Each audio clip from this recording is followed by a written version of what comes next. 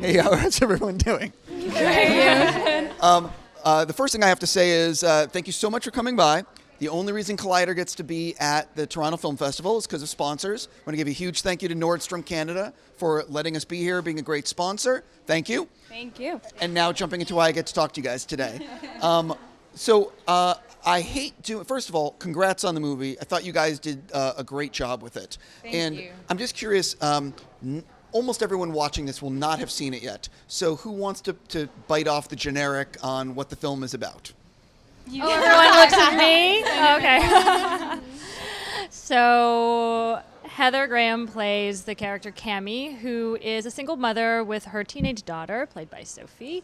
And after the death of her ex-husband, she offers to take in Rachel, who's played by Jodi, and her daughter Tallulah, who's played by Abby, into her home when they find out that the ex-husband was actually destitute. So it's a story of these women all put together under one roof, these mother-daughter sets, and how they deal with grief, how they try to move forward, how they grapple with each other, and how they reckon like what their relationship was with this man and their lives. So it's all of this stuff happening under one roof over one summer. One of the things that I really took away that I really enjoyed is that no one ever gave what I call an exposition dump in the movie. And everyone sort of was like it felt very real, like the characters, and no one, you know what I mean? Like nothing ever felt fake in it. So I'm just curious, talk a little bit about that aspect of the script and maybe if that's something that you appreciated about your characters. Oh my gosh, I don't know if I can speak for all of us, but for me, those moments of when you get dealt a great big chunk of exposition as an actor to deliver as not exposition, it's like the worst thing ever. So you're so right, the script is almost entirely devoid of that.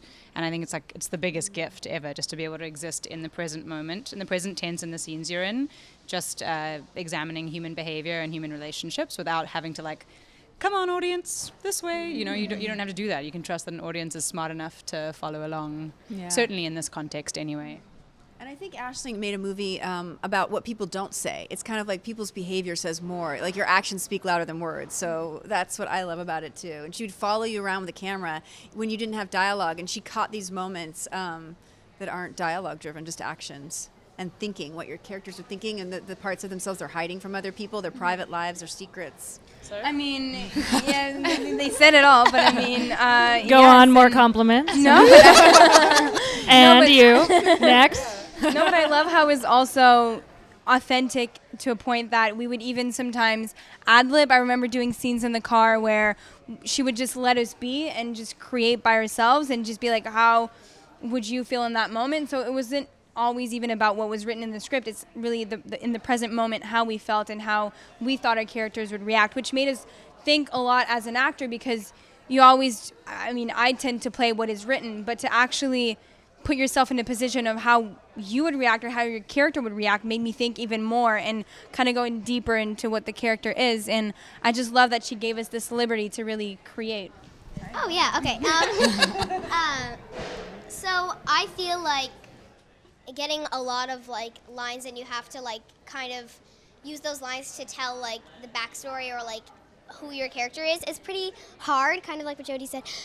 It's hard because you have to act like you're just saying it without trying to give a backstory. You're like, oh, this happened and that happened and this happened. But I feel like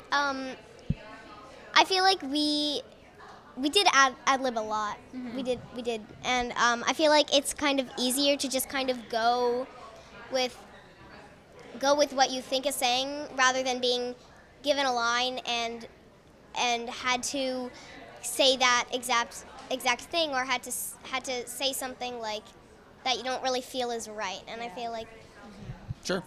Yeah. I want to ask you a specific question. I really enjoyed what you did with the edit. It's quick moving. It never feels like wasted time. So the movie's an hour, 20 minutes. Did you ever feel pressure from financiers or from anyone being if you make it an hour, 40 minutes or an hour, 45 minutes? Do you know what I mean?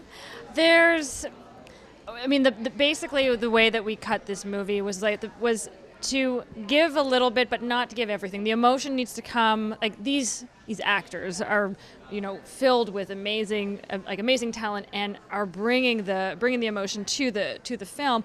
But the emotion that I want the audience to feel, I really want them to feel it and not have to watch these women go through it on screen. So that's why we get out of a scene really quickly, and leave you hungry for that moment that we're now taking you out of and we're moving on, because that's their private moment.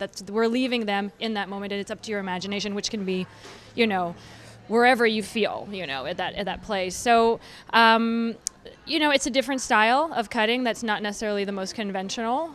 So of course there's always comments about like, well, would love to just see a little bit more of like. Of that. Like there's the scene that we shot in the motel where, where Jodi's character is crying, and we shot a lot of crying. The poor girl had to sob and reach into these depths of her soul to sob and cry. And we don't use much of that because it's like when we leave her there, you feel it even more because we know that she's alone in this moment and we're not there watching her voyeuristically, So there was a couple of comments like that, and there's for having a little bit extra breathing room in certain spaces and that kind of thing, but it was how I wanted the story to be told, so I like the pace. I actually think you did a great job with the Thank edit, you. so I say good job. Thank you. Because I'm basically out of time, I just want to ask real fast. You guys are part of the Toronto International Film Festival. What does it mean to be here for you guys? And is there, I guess let's do that. Like, what does it mean to be here? Because this is my favorite festival. Yeah, it's a big honor. This festival breaks out independent movies, and I love independent movies, so I love when a movie gets made and breaks through the big studio system and gets seen, like a really great independent movie. Yeah, it really is special. Not to say that I'm super versed in the world's offerings of film festivals, but there's something truly charming about TIFF, and something that feels, despite its magnitude and its influence, there's a real sense of community here, and a real film. It feels like a film lovers and a film nerds festival. Sure. Yeah, I love being here. No, same as Jodi. Being Canadian, I obviously have I love this festival because it's a Canadian festival, so I'm always proud to be here, being from Montreal.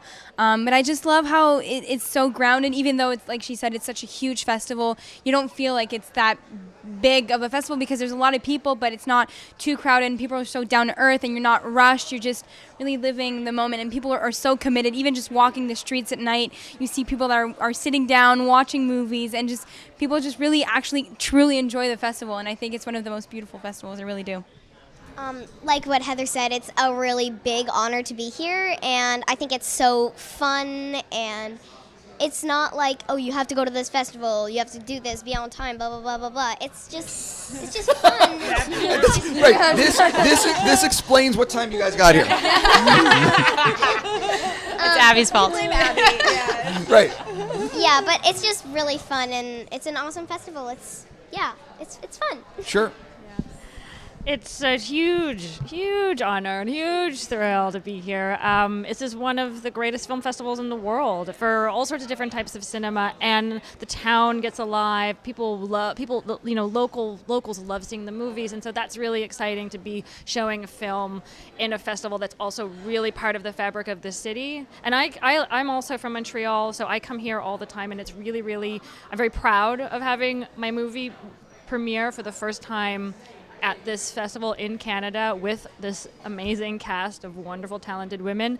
So it's over the moon. Over the moon about it. I want to say congrats. Thank you. I thought you guys did a great job, and thank you so much for stopping in. Thank you, Nordstrom Canada, and enjoy your party and the premiere and everything that goes with it. Thanks so much. And I'm watching you for being on time. Right. Thank you.